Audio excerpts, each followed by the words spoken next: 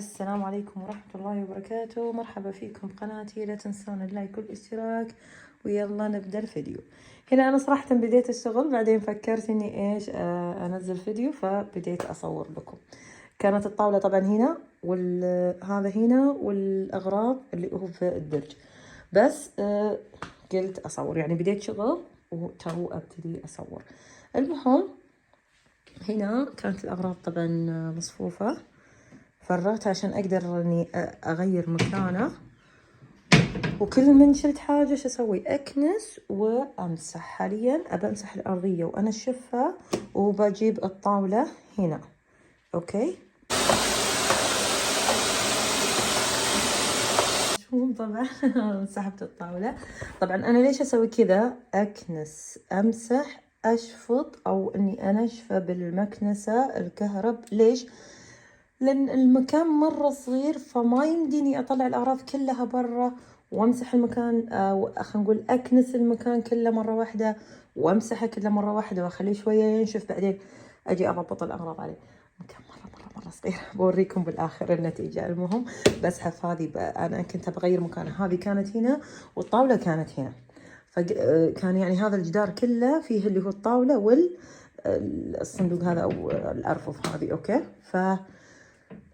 أبى أبدل، أبى أحط في هذا الجدار بحط اللي هو الطاولة، وهنا بتكون جنبها هذه هي هذه طبعا أدراج أحذية وأنتم بكرامة، لكن أنا حولتها إلى أرفف للأكل بما أنه ما عندي ديكور يعني. يلا بزحف الطاولة هنا وأكمل معاكم. المهم الحين مسحت، يلا أرتب. بشيل من هذه الأغراض اللي هنا وأرتب هذا كان هنا تحت. أوكي، هذا صراحة لأنه ثقيل أحطه تحت الطاولة، ولأنه في واحد بحطه فوق، لأنه شدة ولسه ما راح أستخدمه الحين، أخليه فوق.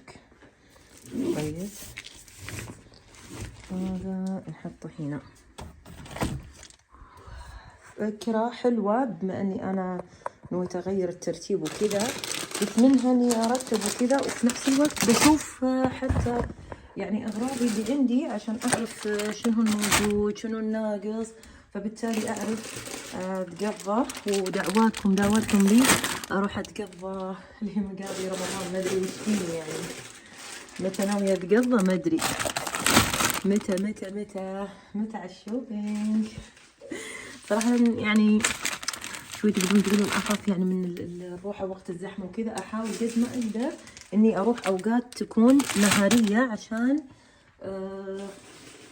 ما يواجهني زحمة، وخصوصا إنه مو بس يعني زحمة وحنا ناخذ الأغراض، بعد زحمة اللي هو وقت المحاسبة، يعني لما نجي عند الكاشير كذا ونبغى نحاسب، يعني شوية قلق تقدرون تقولون. فبرتب الأغراض دي مع نفسي كذا على السريع وأرجع لكم. فعلا الترتيب يخلينا نعرف ايش اللي ناقصنا. صراحة لما رتبت شكل في أشياء من جد ناقصة، يعني الشكل كذا نشوف لا في أكل وفي شوية مقاضي، خلاصنا يكفي، ما أدري إيش على داعي، بس صراحة في أشياء ناقصة. الله يكون بالعون. الحين نجيب الورقة والقلم ونسجل، نشوف شو اللي ناقص وناخذه.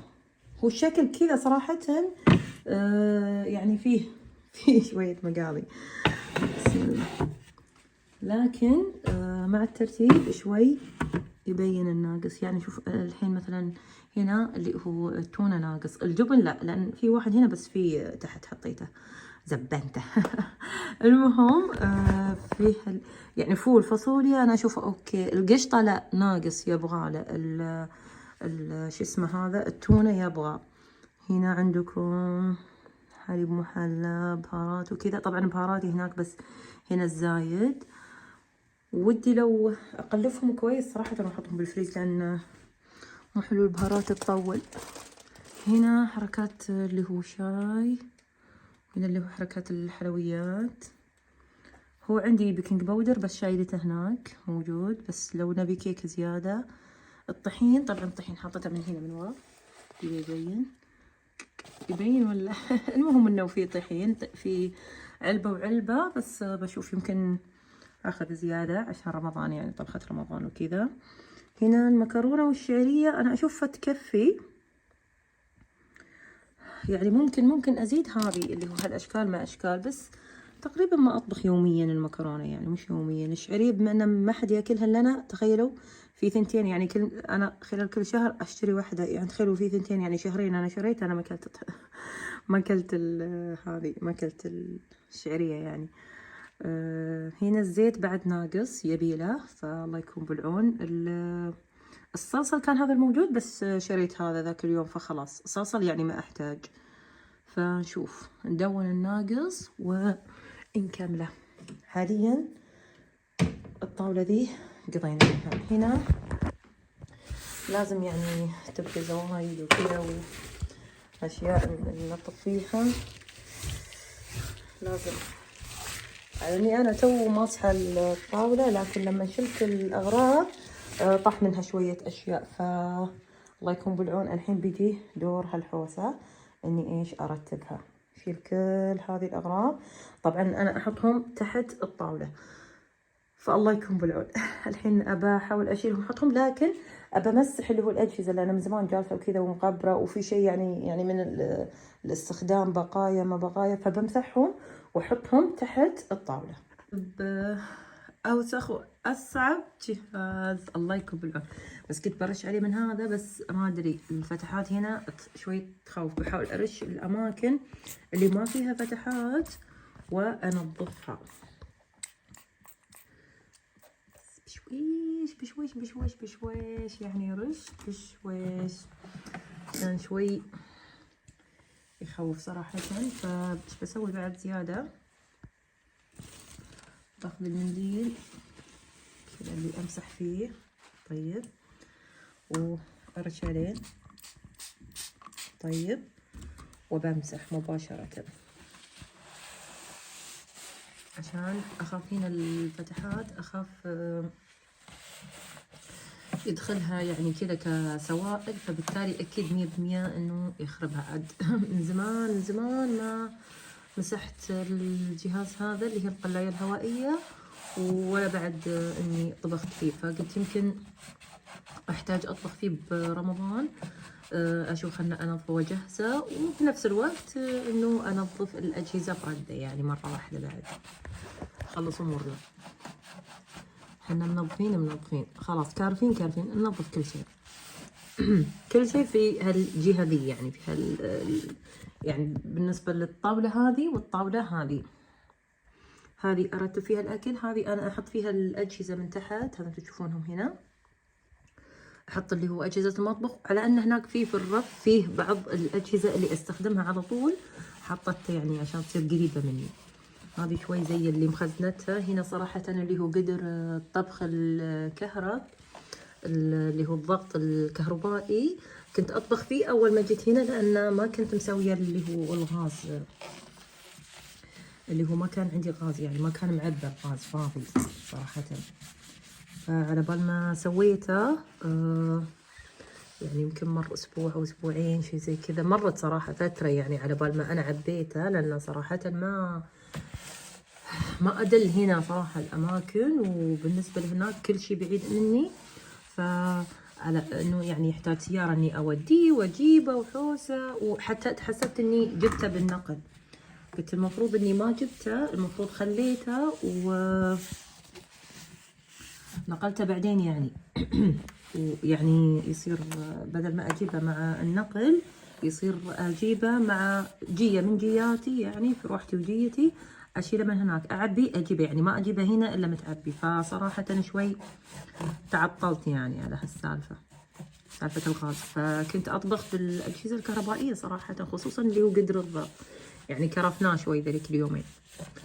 وانا من النوع اللي احب الاجهزه الكهرب، احب هي مفيده طبعا، اكيد مفيده وجميله وكذا وما ادري ايش، بس انا على الاغلب متعوده يعني على الشغل اليدوي كذا، انا اللي اقطع، انا اللي اطبخ الغاز. المهم شكله شوية صعب، يبي له أجيب له شوي ليفة أو كذا حاجة عشان أليفه زيادة. وأنا أبغى أكثر شيء هذه الجهة، هذه اللي أبغى أسويها، بس ما أدري أرش عليه هذا ولا كيف، خايفة. أتمنى إنه ما يدخل لداخل، فبنقول بسم الله ونرش عشان إيش، أبغى الدهون تروح منه. أحاول أرش كذا كأني أخليه سطحي. أوف أوف أوف، شوفوا والله ابتدأ يسيح. تشوفون شوفوا كيف يسيح الدهون. يلا إن شاء الله إنه منظف كويس وينظف الدنيا لي. شو أحط النشاف هنا بس لا مو ننظف شيء ونبقع شيء. المهم بخليه وبروح أشوف لي اسفنجة أو ليفة كذا ناعمة إني أفرق فيه بحيث إنه ما انجرحه. شوي عليه، وأتمنى إني ما أخربه عشان أنا أخاف إنه يدخل داخل. بس هو تصدقون داخل الدهون صايرة داخل. إن شاء الله إني إيش أقدر أنظفه. والله إنك جدع يا سماك. يلا إن شاء الله إنه ينظف لي كويس. سوي شغلك ساعدني بالله. هذا إذا قال ليش عندي حاجة تساعدني من غير ما أطلب من أحد شيء. الله يكون بالعون. شفت هذا طبعا قلت أغسله بعدين بالمغسلة. جبت لي هذه شوية خشنة مو كثير ترى، يعني مو ليفة حديد، ما جبت الحديد. وهذه اللي يسمونها الاسفنجة السحرية، تشيل الدنيا يعني. فإن شاء الله إنها تصير شوية تساعدنا وتشيل معي. هذه ما أدري، هذه أتوقع صايرة داخل لأن ما تنظف، يعني دخلت داخل. يعني لو أبغى أنظفها لازم أفك هذه، تصدقون؟ يعني لو من جد أبغى أنظف الدنيا لازم أفك هذه. أنا شوفها صراحة أوبس بنظف بس شنو يعني لما أنا أشوفها وكذا يعني ما راح أفك ذولي، ما راح أفك هنا. أوكي بنظفها وبنشفها وبسبكها في الكهرباء. إذا شفتها أوكي أمورها اشتغلت، ايش بسوي؟ ابى افتح ذول ممكن انظف من داخل عشان اوخر هذه البقعه يعني. ويمكن حتى هنا بعد نفس الشيء من داخل. اوف المفروض ما المس بيدي، الله يهديني يعني. هذا منظف بس يلا ننظف وارجع لكم. بس تقريبا كأنه والله نظف. شوفوا والله كنا نظف. يلا نسوي دعايه للمنظف. روحوا قشوه من السوق خلوه ينظف لكم في يعني اجهزتكم، في ايش يسمونه الفرن. شفتوني انا منظفه فيه الفرن من قبل يعني عشان تصدقون والله. شوفوا كيف طلع الدنيا. لما تصدقوني لما قلت لكم بالفرن انه يعني بس ارشه امسح خلاص اموري تمام. حتى جف ينظف صراحه، لكن جف شوي يبغى له شويه فرق. لكن هذا بسم الله ما شاء الله شوفوا كيف يجنن. خرافي لا تطوفونه. كبشروا الشاشة وروحوا خذوا منه 1000 حبة حتى يعني ينظف لكم. خلنا نقرأ لكم بس شوية. هنا حاط لنا صورة الشواية والشفاط والفرن. كاتب مزيل الشحوم لمختلف الأسطح الأفضل في قهر الشحوم. وهنا كاتب لنا وشو مناسب للكفرات، طاولة الحمام وانتو بكرامة. جد نروح ننظف فيها الحمام. انا عندي منظف الحمام كويس صراحه، ينظف كويس والمعطر كويس. خلينا نشوف طريقه الاستخدام. صدقون توني اقراها معاكم. بسوي لكم دعايه، ايش رايكم؟ كاتب لكم رش المنتج مباشره على الاسطح واتركه يتفاعل عده ثواني ثم امسحه الافران. سخن الفرن. اوبس الفرن تسخنونه وكذا اذا كان اتوقع إذا البقعة مرة يعني قاسية وما تروح وكذا أتوقع تسوون هالحركة. سخن الفرن ثم يعني من داخل الفرن. أوكي ثم إطفاء الفرن ثم رش المنتج ونظف الفرن باستخدام اسفنجة أو قطعة قماش رطبة. الأجهزة الكهربائية رش المنتج على قطعة قماش رطبة وقم بتوزيعها على الأسطح ثم المطلية أو الأسطح الحساسة. الاستخدام على أي نوع آخر من الأسطح قم أولا باختباره على منطقة صغيرة. يعني انا جيت رشيته على طول على المنتج. المفروض اني ما ارش على المنتج، يعني المفروض اني ما ارش على الجهاز مباشره، ارش على الاسفنجه وامسح، هذا هو الافضل. لكن يلا ما عليه، ان شاء الله ان شاء الله يا ربي ما يخترب. قولوا ان شاء الله ما يخترب لانه جهاز. المهم لا يطوفكم لا يطوفكم من جد. كبشروا الشاشه، ها حطيته لكم.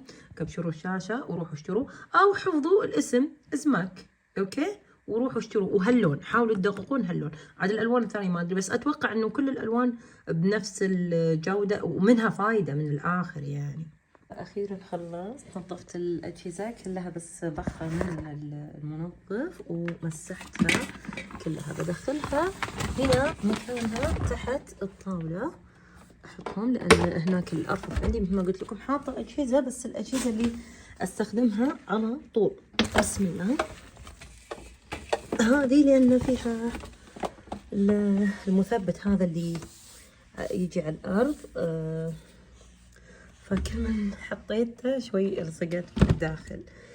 هنا بعد اللي هو قدر الضغط الجميل الخرافي. صراحة ما نظفته بالمنظف، لكن كان باقي في الاسفنجة يمكن من بقايا المنظف، ونظفت فيها واموره تمام. خصوصا هذه كانت شوية يعني على غبار، لاقطة غبار، وفي نفس الوقت يعني يمكن بخار الاكل وكذا، فسوى فيه هذا التدبك واللي هو بقايا. هنا لما نظفت، شوف خليني اوريكم، شوفوا كيف هنا لما نظفت هذه الحدود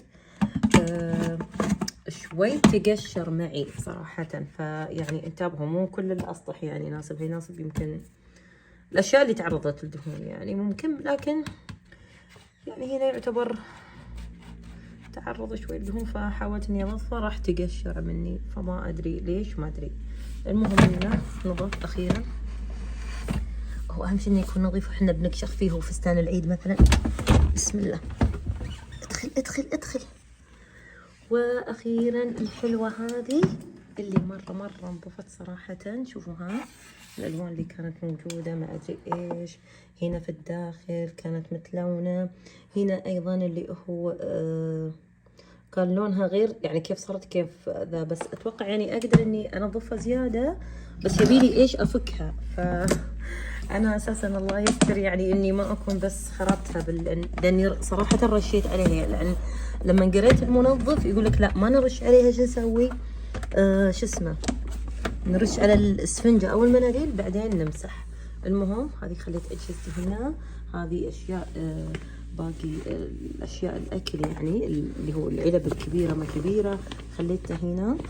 عندكم هنا كيس السكر، عندي له علبه لكن يبيلي انظفها. وهنا اللي هو حق اللي هو قصدير ما قصدير ورق زبده، وهذه علب ايش الاكل. وبكذا نكون خلصنا الفيديو. طبعا هنا رتبت فوق شوي هذه العلب اللي هو مكسرات والقهوة والشوفان والعسل، حطيتهم كذا جنب بعض.